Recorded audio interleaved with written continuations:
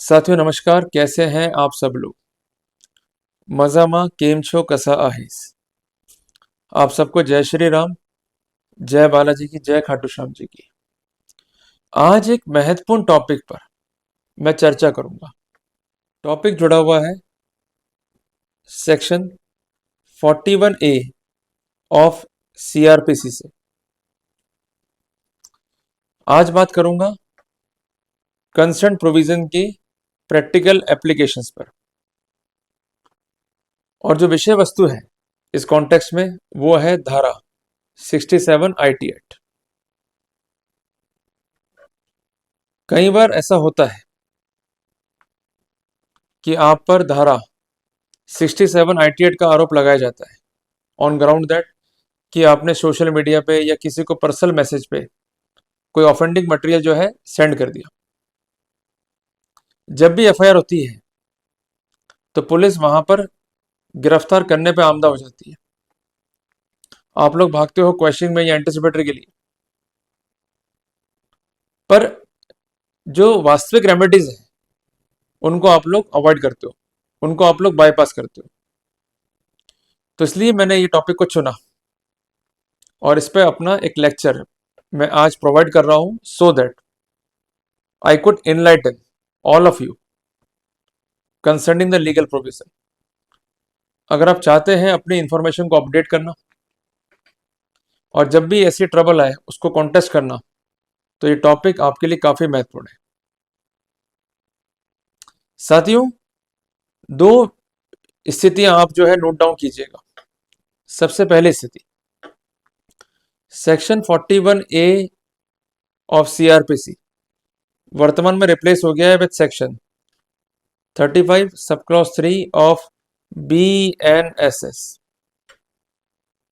एक बात ध्यान रखिएगा कि BNSS सीआरपीसी की तरह ही जो आपराधिक मामले हैं उनके विचारण मीन्स ट्रायल की, उनके अनुसंधान मीन्स जो प्रोसीडिंग इन्वेस्टिगेशन की क्या स्थितियां होंगी उसके लिए प्रोविजंस को लेट डाउन करता है।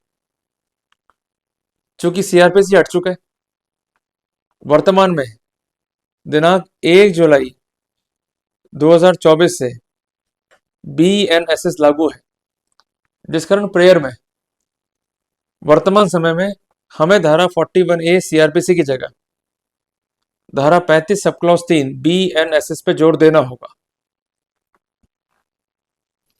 साथियों, इसके अलावा एक बात ध्यान रखिएगा कि 41A सीआरपीसी को लेकर जो इंपॉर्टेंट जजमेंट है ऑनरेबल सुप्रीम कोर्ट का या एपेक्स कोर्ट का, जिसका नाम है अरनेश कुमार बनाम स्टेट ऑफ बिहार, साइटेशन है 2014 वॉल्यूम 8 SCC पेज नंबर 273, वो यहां पर भी एप्लीकेबल होगा और वो जजमेंट जो है काफी इंपॉर्टेंट है। उस कंसर्न जजमेंट में ये बात लिखी है ऑनरेबल सुप्रीम कोर्ट ने, the aim of section 41A of CrPC is to avoid unwarranted arrest और थ्रेट ऑफ अरेस्ट। और एक बात ध्यान रखिएगा कि 41A ऑफ सीआरपीसी मूल रूप से सीआरपीसी में नहीं था। क्लियर हो गया अपने को। इसको जो है एड ऑन किया गया by the virtue of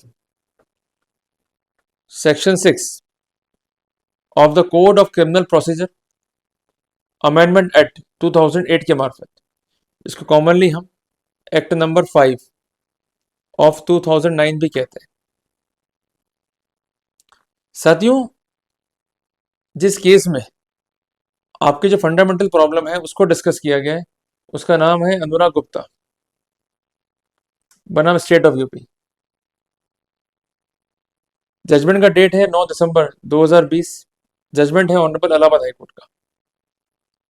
petition number है 24560/2020। इस मामले में जो कंसर्न अक्यूज था उस पर एफआईआर हुआ। एफआईआर में सेक्शंस ऐड हुए आईपीसी के भी और आईटी एक्ट के भी। क्लियर है। और जो धारा ऐड हुई वो धारा थी आईटी एक्ट की 67, जिस कारण से पुलिस जो है आमदा थी कंसर्न आरोपी को गिरफ्तार करने में।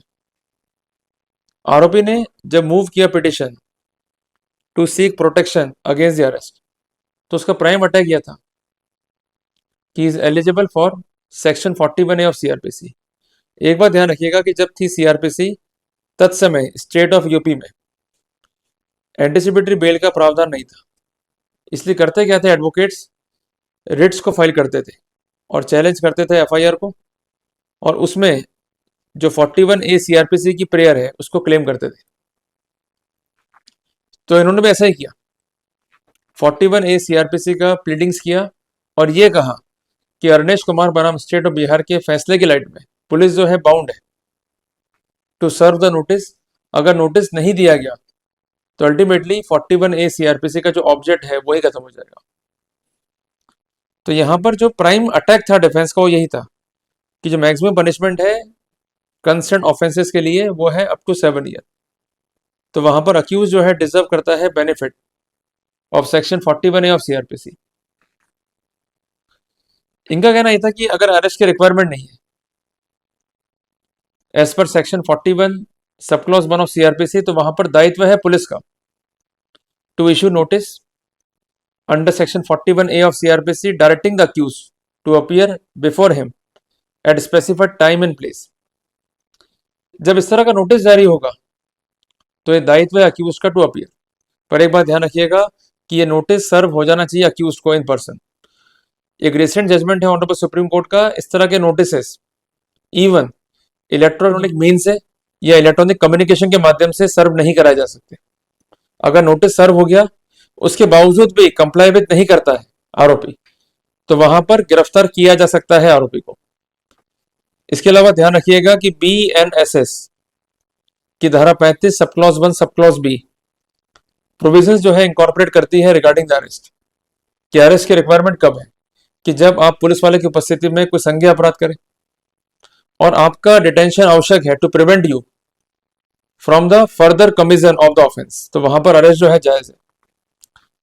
जहां आप थ्रेट कर रहे हैं विटनेसेस को, आप डिसअपियर कर रहे हैं एविडेंसेस को, आप भाग जाएंगे, तो ऐसे सिनेरियो में अरेस्ट किया जाएगा। पर एक बात ध्यान रखिएगा, यह मैंडेट हो चुका है सरकार का भी कि जब भी गिरफ्तारियां होंगी तो वहां पर रीजन देने होंगे। जनरल वे में गिरफ्तारी करना अपने आप में ही इनलीगल है और इस तरह की प्रैक्टिस को इवन डिस्कार्ड किया है ऑनरेबल सुप्रीम कोर्ट ने भी। तो कुल मिलाकर के कोर्ट ने इस केस में डायरेक्शन दी to comply with section 41A of CrPC, और ये भी कहा कि जो गाइडलाइंस है ऑनरेबल सुप्रीम कोर्ट की जो कि लेट डाउन है in the judgement of Arnesh Kumar बनाम स्टेट ऑफ बिहार, जो मैंने आपको बताई भी है, उसकी भी अक्षरशः पालना सुनिश्चित करनी होगी। तो कुल मिलाकर के हम ये कह सकते हैं कि जो ये फैसला है हमें सिखाता है 3 महत्वपूर्ण बातें।